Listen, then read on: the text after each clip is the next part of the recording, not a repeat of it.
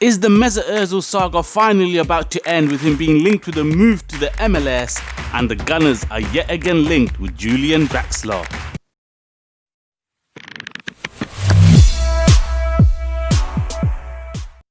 Hi and welcome to Stay Gooned. I hope you're all doing well and keeping safe. This is the Red and Whiteboard show, bringing you Arsenal news and views. It's transfer season again, and it's been a while since I've done my last transfer video, but we're almost a week into the window and there's plenty happening at Arsenal. Before we get into any likely incomings, the bigger focus seems to be moving players on this January, and there's a couple of deals already done with perhaps a few more in the pipeline. So let's get stuck in. By the way, if you haven't yet subscribed, please do hit that button now and turn on that notification bell. It would really mean a lot to me.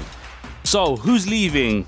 Well, Kolasinac return to Schalke was done almost as soon as the window opened. No real surprise there. He was way down in the pecking order and he was very close to moving in the summer. This deal suits all parties. Sayed done well in Germany before he joined us, and maybe his game is more suited out there. Unfortunately, it didn't work out for him at Arsenal. There was a lot of optimism when he initially joined us, but he hasn't managed to live up to that. But I do wish him well. He always gave 100% when he was on the pitch, but he just lacked that real quality that we needed. The other deal that is done is the loan move for William Saliba to Nice, one of the most baffling transfer fiascos we've ever been involved in. It's right up there with Kim Kallstrom.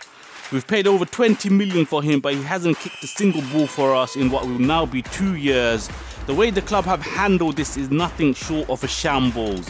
Firstly, denying him the opportunity to play in the French Cup final last year because we wanted him back at our club. Then after failing to resend him on loan after the club for some reason decided he's not ready for us, we left him out of the Europa League squad where he could have bedded into the team and we could have had a real look at him. A wasted 6 months, and now we send him back to France on loan. Surely it would have been better to send him to maybe a championship club where he could have got that experience playing in England. When he comes back in summer, he's going to need another transition period probably, and that's probably 3 years that we're going to waste of his since we signed him.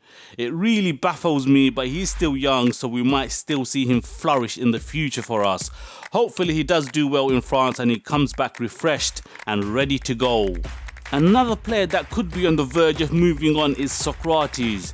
There's reports suggesting Genoa in Italy are in advanced talks with him, and a deal could happen very soon. Sokratis is out of contract at the end of the year, and he wasn't included in our squads this season also.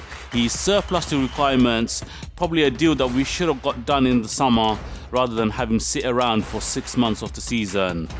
Also not included in our Premier League and Europa League squads is of course Mesut Ozil.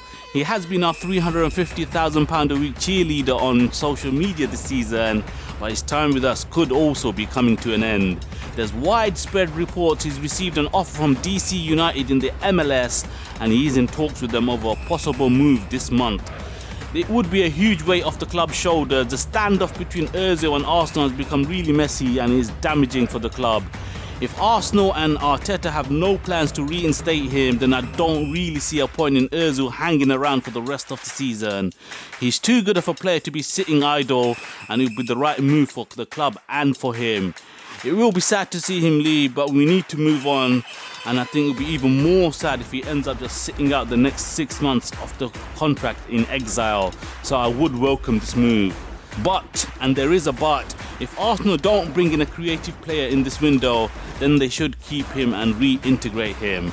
Despite the recent displays of Smith Rowe, who's been really impressive in that position, we can't just put all the pressure on him. We need competition in that role, and having Ozil and Smith Rowe alternating makes great sense.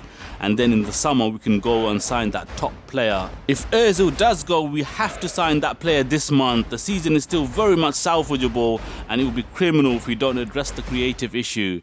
And there's plenty of players that we are being linked with, as we normally are, and the latest being Julian Draxler. We've been supposedly chasing him for years now.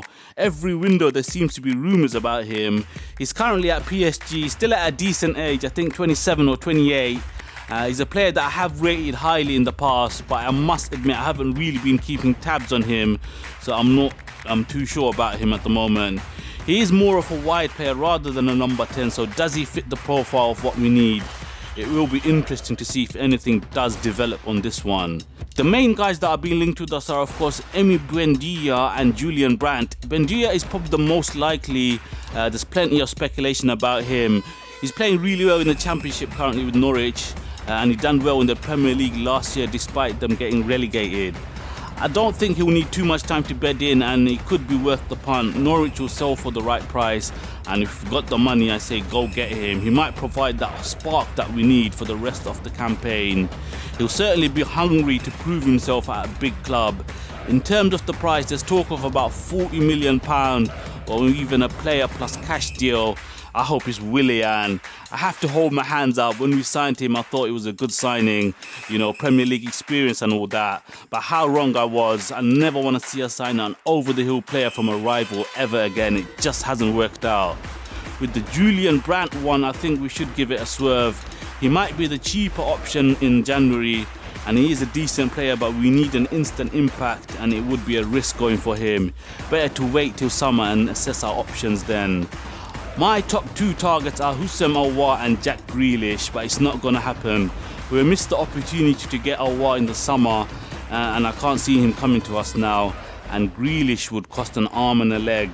I don't know, maybe about 100 million, but he would transform us as an attacking force. He's right up there with the best players in the league. He's such a good player. He's got everything: creativity, goals, leadership, commitment, and he does seem to also have a soft spot for Arsenal, so maybe there's a faint hope there. We will have to wait and see. Let me know your thoughts in the comments down below about your transfer preferences and who you like to see come in and go out. That's just about it, folks. I'll be back with further updates and the preview for our FA Cup game.